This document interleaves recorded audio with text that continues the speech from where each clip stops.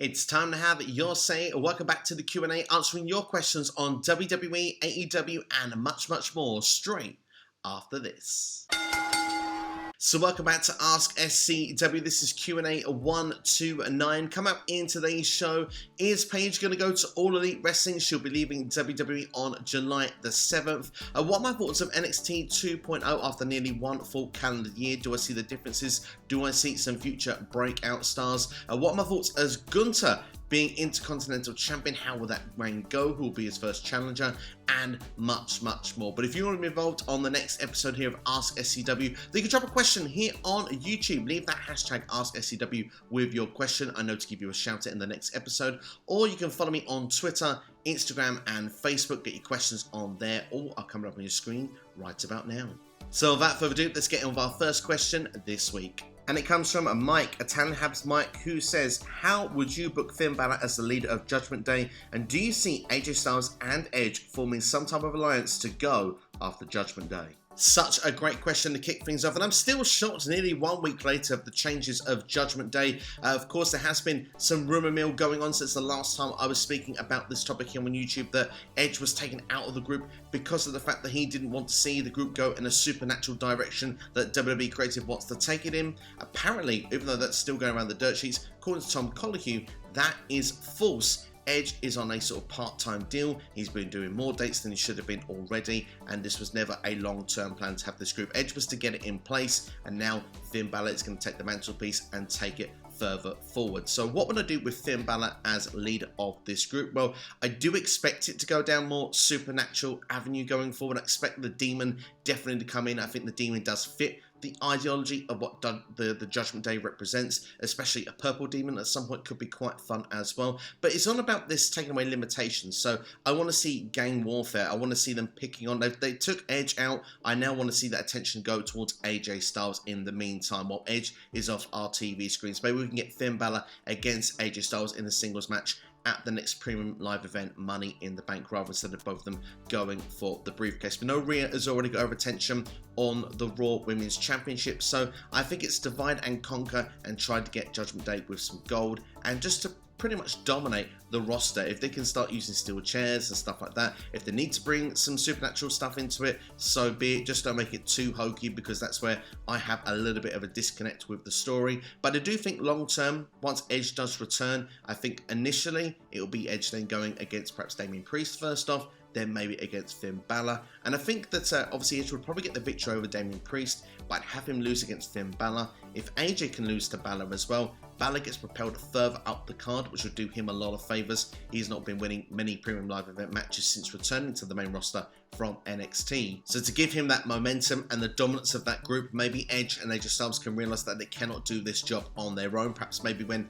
Edge is going against Balor, AJ can go against Damian Priest, and they realise, look, we're going to have to come together here to put away Judgment Day. Maybe then they can beat Judgment Day as a unit, and then once they've actually cleared the Judgment Day hurdle, we can get the dream match, face versus face, AJ versus Edge, whether it's at Crown Jewel, whether it's at, around Survivor Series time, however they want to book it, and then we can have a clean victory from these two. Probably would be AJ Styles then going over that time with a phenomenal forerun. But for me, I think that Judgment Day, there is a lot of potential with this now. As I say, Finn Balor has a lot to gain here being in this role. It wasn't working for him as a babyface. He was losing matches. He had a nothing US title run. He had the whole situation against Roman Reigns at Extreme Rules last year, which is still in one of the top 5 worst finishes to a match in a pay-per-view of all time, in my opinion. So for me, if things are not working for a babyface, this is when they switch it up and make you a heel. And sometimes in the heel role, you can get yourself more over to the point that when they put you back to being a babyface, you've got a bit more edge, you've got a bit more something about you, and then you are one of the top stars of the company. So Finn Balor's got a lot to gain from this, and you've only got to look at someone, by the way, as a comparison of that. Roman Reigns is a prime example. Everything they did with him as a babyface for all that time since returning in 2020, and he's now been the head of the table, the tribal chief. He's been the top heel in the company. Whenever they decide to make him babyface, which they will do again one day, he is going to still be the most over thing in the company. It will not fall from grace how it was the last time he was a babyface in WWE. So I hope the same can happen for Finn Balor, and also elevate the other members of Judgment Day in this group. Like I say, I think Rhea Ripley now is definitely on point in this group now. I'm excited to see the direction of characters doesn't feel lost anymore. I think she will be the next Raw Women's Champion, whether it's at Money in the Bank or further later down the year. And Damian Priest, I think he can be one of the top guys, and a program against someone like an AJ Styles and an Edge, I think will do him a lot of favours as well. Next question now coming from Anthony New. How long do you think Gunther will be Intercontinental Champion, and who do you think will be his first challenger? I am so happy that Gunther has won the Intercontinental Championship. I honestly believe he could be a champion for the very long term, but within good reason, because right now Gunther is impressing all the higher-ups in WWE, and to be fair, he has been an unstoppable beast since coming to SmackDown. It's to the point already I feel that Gunther doesn't need the Intercontinental Championship. The Intercontinental Championship needs him, but certainly this could be finally what the IC title represents, a workhorse champion, someone that goes through the roster, and someone that once they lose that championship can be elevated to the next level. I feel this could almost be like how Rusev was when he was United States champion all them years ago, of course eventually losing to John Cena, a top main event star. Someone really of a high level would have to put Gunther away to win that championship. I'm really hoping that now Gunther is the IC champion, he's not going to sort of escape from TV like we've seen with a lot of the more recent previous IC champions. Of course, it's very well highlighted and documented on many podcasts and all over Twitter how it's not been on a premium live event since WrestleMania 37. We're now a year and 2 months, a year and 3 months since then. So it's been a long time since the Intercontinental Championship has been on a premium live event. Fingers crossed now Gunther has it in his hands. It will start being on those shows going forward, because he's only going to go one way on the card, and that is up. I'm expecting great things, but who will his first challenger be? I'm expecting Madcap to be the one. I think he'll win whatever a last laugh match is. I don't know what the rules are with that, but I expect him to win that against Happy Corbin. Probably may still go in for Money in the Bank, but certainly I think Madcap will be a perfect babyface choice to go against Gunther, and that could even be a premium live event match at Money in the Bank. I'd be happy to see Gunther versus Madcap Moss, because personally I think both are great in-ring workers. Gunther of course would be the one that would go over, but this would start to establish a bit of a division in SmackDown, because I think the mid-card has been wearing a bit thin. Ricochet with his most recent challengers arguably have been jobbers when it's the likes of Shanky and Jinder Mahal and Angel and Berto. They're not really people at that same level as what we've seen with Gunther. And the Intercontinental Championship, as I said previously, it felt like it's been lost for the last calendar year. Nakamura had it for a long time, did nothing with it. Now it's in the hands of Gunther. I can see challenger after challenger all being put down, and I expect when Gunther finally loses this championship, he will be one of the top guys going for the main title on SmackDown. Next question coming from what I believe is a first-time asker in Paul at Lane SmackDown. Do you believe Paige will be back to Wrestle? If so, would AEW be a possibility? If Paige can be cleared for competition, I certainly think AEW would be a strong possibility, because Paige, she can be a needle mover for the women's division. She certainly has done a lot in her short time that she was active in WWE, the first ever NXT Women's Champion. She won the Divas Championship on her first night, of course, on the main roster on Monday Night Raw, of course, defeating AJ Lee. So Paige went and did a lot, and of course, she's had a number of injuries. She's been very unfortunate, and of course, she's been pulled for the ring now for a number of years. But she's wanted that big comeback, just like a Daniel Bryan or a Bryan Danielson, if you want, whichever you prefer, or an Edge. She wants that same feeling, and of course, WWE, they're not going to renew her deal. She's actually confirmed that on Twitch. She's come out with a big speech as well, thanking WWE for the opportunity to, be the anti-diva, of course, for so many years, keeping her a part of the company, even when, she wasn't able to be active in the ring. And of course, they gave her different roles, like being a host on Backstage. She was a general manager as well. But yeah, obviously, she's got a new chapter coming along now, and she did say that she plans to be back in the ring one day and hopes everyone will follow her for the journey. So we'll have to wait and see what's going to happen going forward for her. But to give my take on this, I think WWE would have loved to have her comeback story play out on their TV screens. I think there's a reason that they've not been able to clear her. It makes me more worried for her condition in comparison to like an Edge and a Daniel Bryan. I'd hate for her to come back to the ring and something go terribly, terribly wrong. For me, I've always been an advocate that health and safety comes first when it comes to a wrestling ring and for its superstars. So if Paige is able to compete, I hope that she is cleared, and I hope that she will be happy and healthy going forward. But as for a company, yes, I think All Elite Wrestling would be definitely a top destination. They can afford to bring her in. Tony Khan, I think, would definitely give her a platform. And to be honest, it probably wouldn't be the worst place either to be, because they have such a big roster. Not everyone competes every week, so that would probably be better for her body, so that she hasn't got to take bumps each and every week. But also, I think someone like Impact Wrestling would be great as well, because they arguably have one of the best women's divisions in the world. But we'll have to wait and see how it will play out, where she'll land and where she'll go next and where it will be. She could even, go with the family and compete in the United Kingdom again. We'll have to wait and see how it will go. But certainly, is it a possibility? It certainly is. And I do think AEW is the most likely destination if I had to pick one. Next question coming from Bama Dave, who says, NXT is approaching its first complete year in the 2.0 era.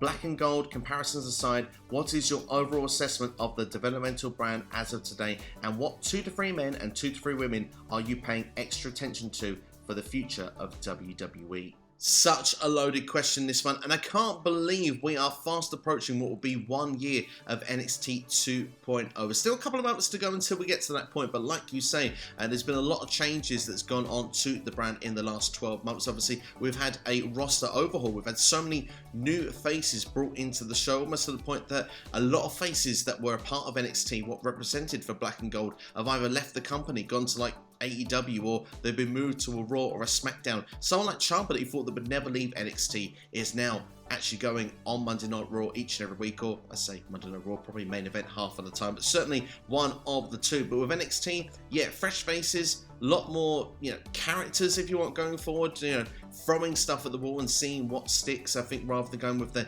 indie style. So there has been a big sort of shift of what NXT represents. And of course, NXT before was pulling a lot of the 50 plus viewership in. I think they're trying to bring the age group down for that. So, I mean, are they succeeding with that? I'm not so sure. Ratings aren't necessarily getting a bigger boost with this new NXT, but certainly there is a lot of talent that's been given time on our screens, and I think there is a lot of talent that could potentially break through and be future stars. Obviously, you mentioned they'd pick 2 or 3 out from each side. If we go with the men's side to begin with, Bron Breakker, of course, Rick Steiner's son, someone that broke through, someone that I think that would have succeeded no matter what NXT was involved with, whether it was Black and Gold or 2.0, but they've made him the poster boy, the face of this sort of revolution, this start of this NXT. And of course, he's been the NXT champion now on 2 separate occasions, but it's been involved in the main event for the majority of the time that we've had 2.0, and I do think he's someone that will light up Raw and SmackDown for many years to come. Someone that was at the very end of the Black and Gold, but certainly has been one of the faces as well of this NXT 2.0 era, has to be Carmelo Hayes. This guy has got to be probably the most polished and complete athlete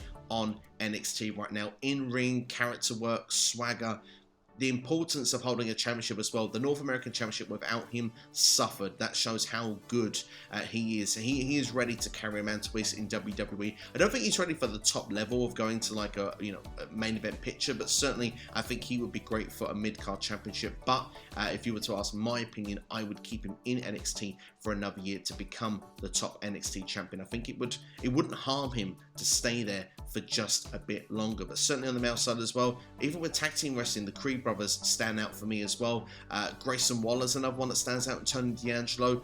Those two for me, more on a character perspective, really stand out. I think in ring they've still got some way to go, but there definitely is a lot of talent there on the men's side, and same with the women's side as well.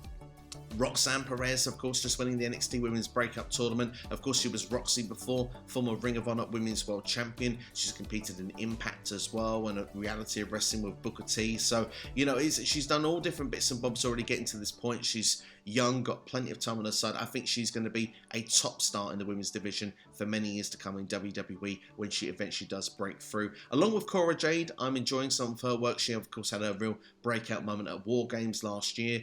She's not obviously become a women's champion as of yet, but I do think there'll be something that will be in her future in NXT. And of course, as well as that, we've got Ivy Nile as well, part of Diamond Mine. I think that she's awesome as well. She's not really had the platform yet to get to that next level, but certainly I think that eventually when she gets that, she'll definitely showcase how good she is. She's already done it with her in-ring matches, so I'm looking forward to seeing when she gets that chance to go for the Women's Championship. And of course, I do think with the next draft that we get, I think Toxic Attraction will be called up. Yes, it's a bit more of the raunchier side that we've heard of NXT. It's definitely going for that younger demographic, but you know, they represent something different now to what would go on to Raw and SmackDown. They sort of bring the diva back of Mandy Rose, and of course the team of Gigi Dolan and JC Jane I think would be great for a women's tag team division. Of course, if they want to continue to use the women's tag team titles, Toxic Attraction would be perfect for that. So for me, there's a place for them on a Raw or a SmackDown. I think that they would be actually a success story when they're called up. But to say that with call-ups as well, one thing I'm still not overly keen on with NXT to what we get to the main roster, we still get a lot of name changes. I think that that's certainly something that I think needs to improve going forward. I think when we see Bron Breakker's called up, there needs to still be Bron Breakker. Otherwise, I still don't see the point of NXT. When we've got Max Dupree, who was LA Knight, who was also a WWE name rather than having Eli Drake, you know, what was the need to change it? So there is that sort of element that I think we need to get more continuity with the brands. But as I said, it's still kind of early days. It's still only been 9 months. If we're still having this in 3 or 4 years, I think there would be a big question mark of what is the point of NXT. But we're a long time away from that, so in the meantime they should just keep doing what they're doing. I know that this now new variation of NXT isn't for everybody. Of course, you know, you've, like I said, it's much more of a raunchy show trying to get to the younger demographic. We've had couples that have been together with like the Index. We've had Trey Baxter and Cora Jade together at one point, as well as Duke Hudson and Persia Pirotta. All couples now broken up with at least one of each couple that's been released, so that's not good really, is it? Not that it stopped others trying to find love on NXT. Of course, Brooks Jensen has been one of those, and of course he's got a broken wrist at the time when he needs it the most. So, you know, it's one of those things of NXT. They've got some wacky storylines, some completely off the wall ideas, but some stuff is working, some stuff is not. But I like the idea that they take risks on this show, and they take risks with their talent as well, and I think that when they find something that really connects, they can actually make future stars out of it. So I do think that this NXT works really, really well for that. When you look at, and we will now make the comparisons to the Black and Gold just quickly before I leave this question, you know, it wasn't to what Vince McMahon wanted before. We were getting people called up, and you know, some people he would take to, but a lot of them he wouldn't. A lot of NXT stars weren't the success story that they should have been on a Raw, on a SmackDown. And even though it's still too early to tell whether this crop will be or won't be, we can now look and see, well, at least Vince has his finger on the pulse of this one. They've got his team running the show of how this is going to go. There are no excuses anymore to actually make new stars for the company long term with this NXT crop. Yes, or if you preferred your Black and Gold, and of course I miss NXT takeovers, I miss sometimes the simplistic stories, but hey, this stuff, like I said, some of it's crazy, but some of it works as well. So let's just keep it rolling, see where it leads to, and fingers crossed we will get some stars built out of NXT 2.0 to be the future stars of WWE moving forward. And as I say, I want to see more characters on my screen. NXT is providing them, so they're offering something different right now. So let's give it a chance and see where it can take us over the next year or two. Next question coming in from Noob and Co. Which women's wrestler from the Indies would you like to see in WWE or AEW? Natalia Markova or Mariah May? Really interesting question, this one. Now, I can't turn around and say that I've followed everything that either performer has done in their careers, but I have seen both perform, and I have seen that both have got a lot of potential and a lot to offer for any wrestling company in the future. But to pick one of those two, I've got to be biased, haven't I? I've got to go for the Brit. I've got to go for Mariah May. But one thing that makes her stand out of the two, I've seen a few interviews of hers in the past, especially over WrestleMania weekend when she was in Texas, and I thought her character work came over quite well in those interviews. So from a character perspective, I've seen more of Mariah May, so for that reason she will be my choice to be the one that would go to either WWE or AEW. Last question this week coming from Martin Lorenzo Carrillo, asking, if you went to pick 5 WWE superstars, male or female, that have won world titles too soon in their careers, who would they be, and when would you have them win it instead?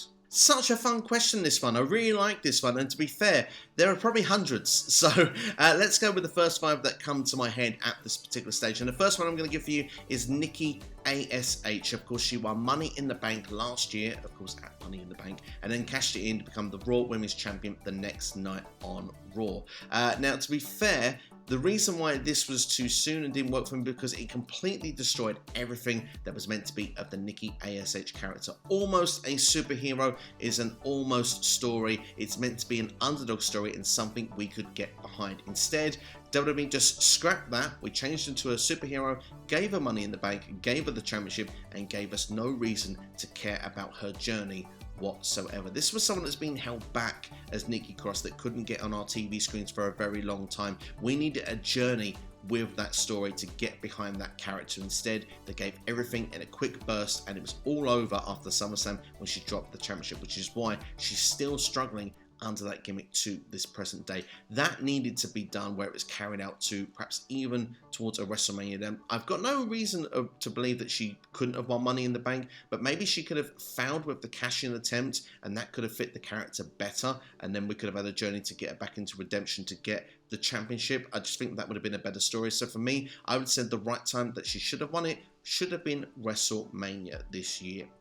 My next one for you is going to be Jinder Mahal. Now, of course, he was moved to SmackDown, had done nothing on Raw, and WWE decided they wanted to get bigger in the Indian market. So they kind of pushed Jinder Mahal straight to the top and made him WWE champion by Backlash, which I believe was not even a month, maybe 2 months afterwards. He won a six-pack challenge to get there, defeated Randy Orton, and before he knew it, had about a 6-month reign as WWE champion. And it felt for, at that point, for someone that had been watching WWE for the longest time, that the title didn't mean anything anymore, because you had someone that was a jobber. We completely skipped the middle stage of where he'd been getting big win after big win, putting big name after big name away, to believe that this Jinder Mahal had changed and become a force. He'd only returned to the company in 2016 and done nothing on that Raw side. If they'd built him up for 6 months before moving him to SmackDown to then win the championship, I could have bought into it instantly, but there was a reason that I didn't buy into it and why no one bought into it, which is why he lost the championship on the road to Survivor Series, because nobody apart from Jinder Mahal was interested in seeing Mahal versus Brock Lesnar,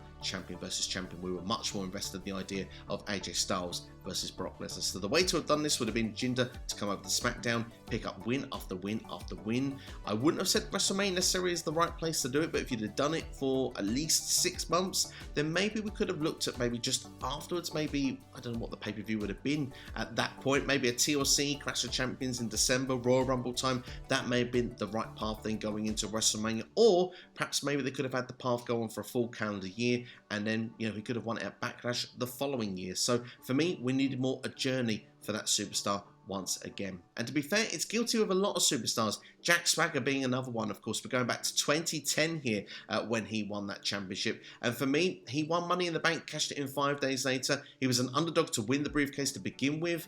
He'd been on Raw, I think, for 6 to 8 months, which he was doing some good work, but he wasn't a world title holder by any means. He was, mid-card at best at this point. He was kind of, fast-tracked to the main event, and I think that he just had some uninspiring programs at that time as well as champion. Of course, where he was doing his accolades of stuff that he'd won, medals and stuff, achievements with his feud with the Big Show. I just remember being so bored during that, watching that on SmackDown. So for me, that definitely would be another one. When would be the right time? I usually say a year later for a lot of these ones, just purely because of the fact that I think with Jack Swagger in particular, there was a lot of potential. When he first came into ECW, I looked at him as the ECW champion and thought, this is going to be one of the guys. This is someone like your next Brock Lesnar kind of style athlete, because he was, could throw people about in that way. And again, it was just that fast track. If he'd been winning big matches on the road to it, you kind of would have expected it. But I think they definitely need to establish more of a character. And I still think, even to this day, we could do that with Jake Hager. But, all that aside, I think that if you can get the character over better and some big wins, it would have been better. But for me, the right time to have done it, I think keep the briefcase on him for another 3 or 4 months longer and give him some big victories. I think that would have been the way to do it. So I'm going to go with SummerSlam. Back at that point would have been the right placement for Jack Swagger to have been a world champion, and then you could have seen where it could have gone forward, and hopefully not give him some of the awful material that it did in his rivalry against the Big Show. My next one's going to be Dolph Ziggler. Now, most people are saying, but isn't that the guy that cashed in the night after WrestleMania? Surely you wouldn't have changed that. He had actually been World Heavyweight Champion once before. Now, he had been in a program with Edge at the start of 2011. He was in a match where if Edge speared him, Edge would have to give up the World Heavyweight Championship and Dolph Ziggler would become the champion. Now, Edge would retain on that night, but of course he did use the spear to do so. So Vicky had pronounced that Dolph Ziggler was going to be the world champion on Raw. Edge was also going to be fired off of SmackDown. Of course, he was supposed to have attacked then General Manager Theodore Long, who came back then and actually said that Vicky had orchestrated it, and that led then to being revealed that Dolph Ziggler had actually been the one that attacked Teddy Long. And of course, the match then was done straight afterwards. Edge would win his championship back, and Dolph Ziggler had been champion for not a very long time at all, and an uninspiring first championship run in total. So for me, it's simple really of how I would make it to the next time. I would have the first and the only time for Dolph Ziggler when he cashed in after WrestleMania 29, the next night, the Raw after Mania. My last one of the 5, I think is going to be the most controversial of the 5. It's going to be Randy Orton winning the championship at SummerSlam back in 2004. Now, I must admit, at the time he did so, I jumped for joy because I didn't think it was going to happen, and I was a big Randy Orton fan. But of course, Randy Orton was only champion for 3 weeks because he was kicked out of Evolution the next night by the rest of the group, and then Triple H basically buried him in storylines over the next 3 or 4 months, which was supposed to build to Randy Orton going back to win the championship at WrestleMania 21. Of course, as we all saw it play out, Randy Orton ended up being a guy that had to turn heel again and go against The Undertaker, and actually the interesting story was the other member of Evolution that would break away in Dave Bautista. Now, of course, if you were to change any of this, maybe Bautista wouldn't have become the main event and the big star that he was. We wouldn't have got to the big matches that we did at WrestleMania 21, which of course I still think is one of the best WrestleManias, one of the most underrated WrestleManias of all time. But of course, if you to ask my opinion, I think Randy Orton probably was too young for it at that time, and I think that the next time he became the World Heavyweight Champion was the right time. You could see that Randy Orton had gone for a lot of transitions through Rated RKO, for example. I believe it was 2007 actually was the time that Randy Orton was next to become World Heavyweight Champion, a full 3 years later. But yeah, I mean, when you look at it with Randy, for me personally, he had a great program with Taker back in 2005. Actually had to move to SmackDown away from Triple H. That storyline with him had actually gone so badly. So for that reason, I do think, even though we've got some great stuff in the future of it, of course, even the Triple H and Randy Orton feuds that would continue on back into WrestleMania 25 was great. I still think that first run for Randy Orton as World Heavyweight Champion, I think, was less than to be desired. But that's all we've got time for this week for Ask SCW. Thank you so much to everyone for your questions. As always, it's really a lot of fun to answer these. I really do appreciate it. Everyone does get involved, so go and give them a follow on social media. All those questions coming from Twitter today. If you've enjoyed this video, then please do like it, share it with a friend as well, subscribe. These 3 small things really do help a channel here on YouTube, and I've got to say, I am very grateful for every like I get on a video at the moment, every comment I get as well. I look forward to interacting with everyone that does comment on these videos as well, so please do that. It really does help the channel, and it really does help with the viewership as well. More views come to these videos with your simple hitting the thumb up and simply leaving a comment, so I really do appreciate it. And at the same time as well, many videos have dropped throughout this week as well, so why don't go and check some of those videos out as well. I'm really happy with quite a few of them that have dropped as well, so go and do so. Another Q&A as well, of course, with the initial reasons of why Edge was kicked out of Judgment Day, and of course Finn Balor taking over the group. I've done some MJF fantasy booking recently as well, of course, with the AEW stuff, how I booked the summer of MJF, and of course who will compete in Money in the Bank. That video of course is available for you right now, so give my takes and predictions on that, and I've even got a fantasy booking video on 5 potential winners and how I'd have them cash in as well. But that's all from me anyway. Check out those videos on the side screen as I say right now. Like, share and subscribe. Have yourselves a great day. You've been watching SCW here on YouTube. All the best. Thanks for watching.